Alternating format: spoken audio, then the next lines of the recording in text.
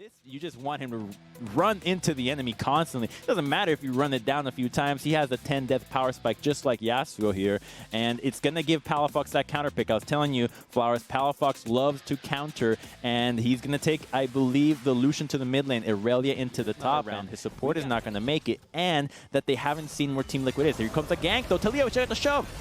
Fighting the bottom side is not a fight, it is a straight-up murder as Santorin is there, and this is what I'm talking about. The power of Leona CC with Talia follow-up guarantees first blood for TL, and they're moving right over to that first drink. There is darkness in this river, and from that darkness, they chop down the tree. Double control ward means that you don't know where they're coming from. You have the saplings to check, but Core JJ Zenith Blade long enough to get there, and with the Talia flash, there was just no way that Diamond was going to get out and survive and knock it from Samira. Here they go, looking for more, but do they know that Diamond is already here?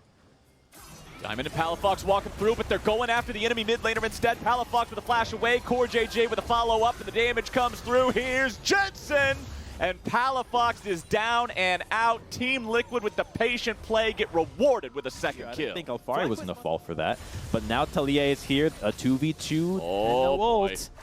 Santorin's jumping in there, throwing a couple more rocks. Licorice is completely out of mana. The boy is not in a very good spot here to be surviving this one very long. Josedeodo goes for the bear slap. Seismic shove, not going to find a lot. Alfari grabbing the first kill of the fight, and now it looks like they're going to grab two.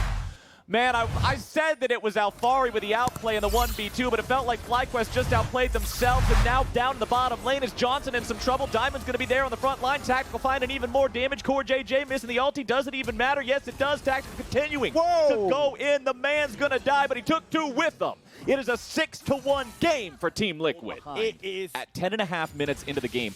What is the plan here to stop this bleeding? I can't even finish asking the question before Team Liquid is bringing even more firepower into the top lane, laying the pain down on Licorice in the last auto attack. The tick of Ignite gets it. Push themselves in their face and take all the pebbles. You got to take a rain of pebbles before you touch Talia.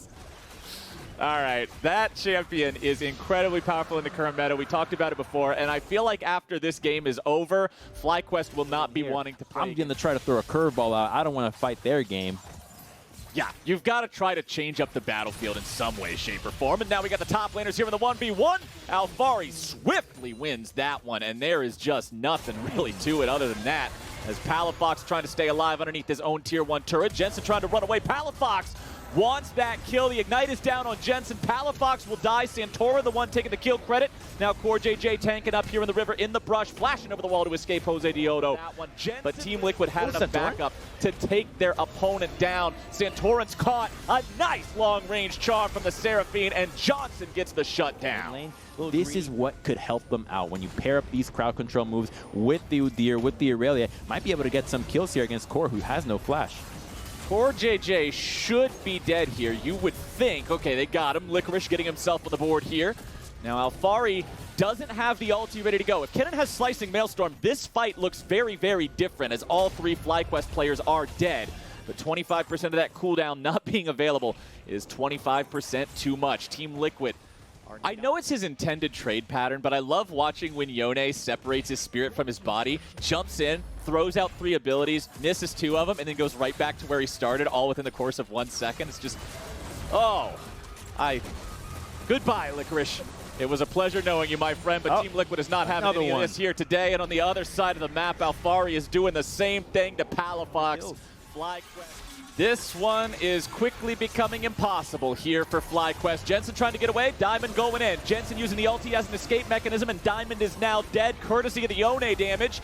Nice stun coming through from Core JJ, keeping Josedeodo in place, or was it? Team Liquid may have baited themselves into a bad fight as FlyQuest is looking for something, but now with the TP coming in, Team Liquid's back on the attack. Johnson tries to continue kiting away, and he finds the damage on the enemy jungler. Santorin is down. Johnson flashes the frog emote, and the Seraphine is now 2 kills further into this game, feeling pretty good about it. Back off. You see that Palafox doesn't know what's going on. They attempt something in the mid lane, but they can just retreat as they know they're getting enough damage into these turrets. One more auto. Oh! Diamond is about to just die. Tactical goes in to finish it off, and Jensen's got the CC to keep his 80 carry alive, but only for a second. The shutdown comes through. It's Johnson grabbing that yet again, and he shuts down a couple. Core JJ trying to find the damage onto Palafox as Team Liquid retreats. Palafox will die off to the enemy support, but FlyQuest has killed off 3, nearly 4. Core JJ barely getting himself away on this one. Josedeodo coming around from the side, looking to lock down Alfari. He has to keep on running. Udyr, you can catch up to these guys, but he's got to pose himself the question, does he even want to? They get over the wall with a blast cone. Nobody else from FlyQuest can follow and keep up, and Josedeodo does not want to overextend here. Smites the Scuttle Crab to get away. I feel like without a Seraphine ult being present, there's just no kills happening. Tactical, what are you doing up there, buddy? Completely alone. Wait. Nobody else on the Team Liquid squad next to him. I know you're Samira. I know the champion does 1v3 wub montage stuff. That's its identity, but you can't. As FlyQuest is still down pretty severely. Over 6,000 gold. Team Liquid moving up, and it's Josedeodo waiting there in the brush. The follow-up from the Seraphine for the CC. Alfari using the stasis to keep himself safe and alive, but there is your follow-up to the follow-up, baby, and it's FlyQuest grabbing a shutdown as Team Liquid lose one of their main initiators, one of their big AoE tools here for the team fight. Core JJ now stuck in a spot where he's got to be careful that he doesn't get caught out too. Josedeodo continuing to lead the charge, going after Tactical, but he gets himself away by dashing to an ally. FlyQuest with control over the bottom side of the river with more men on the map right now. Drake spawns in 10 seconds. That would be a soul if Team Liquid got it. If you actually lose that fight, it would have been a Baron. It could have potentially been the game at that point. So I like the decision to back it up. And I want to go back to your point about the last few minutes of Team Liquid being somewhat sloppy. The gold lead continuing to close. It was, what, 12-3? Almost Baron. So I like that they're pressing this. But FlyQuest should be able to fight, except they don't have Seraphine. She base. Yeah, Seraphine not there means this fight is doomed for FlyQuest. You can't take this. They got Baron, just give it away. Don't take a fight. There you go. Secured by Alfari, of all people, to come and try to fight them. If you're FlyQuest, you don't want to do that. You have to play around your own base and your defensive structures. You've got Licorice diving in after Alfari, finding some good damage onto him, but it's not a 1v1 game, Crumbs. It's not a 1v1 game. Never has been. 5v5. Hitting the Nexus turrets. Nexus turret's in trouble, and the remaining inhibitor is already gone. Alfari keeping himself safe here with the power of the stasis. Diamond's going to die first. Alfari's out of the picture here. Josedeodo getting that one done, going on a killing spree, but with Johnson dead, surely FlyQuest's chances in this first game are done. Palafox kiting away. Josedeodo trying to buy as much time as he can, running around in circles, just trying to buy as much aggro from Team Liquid to save these Nexus turrets. The first one's nearly already dead. Jensen jumping in there, using the Q3 for the knock-up on Licorice. He's respawned, but now he's immediately sent back into the spawn platform. That second Nexus turret, man, look at that thing. It's barely hanging on.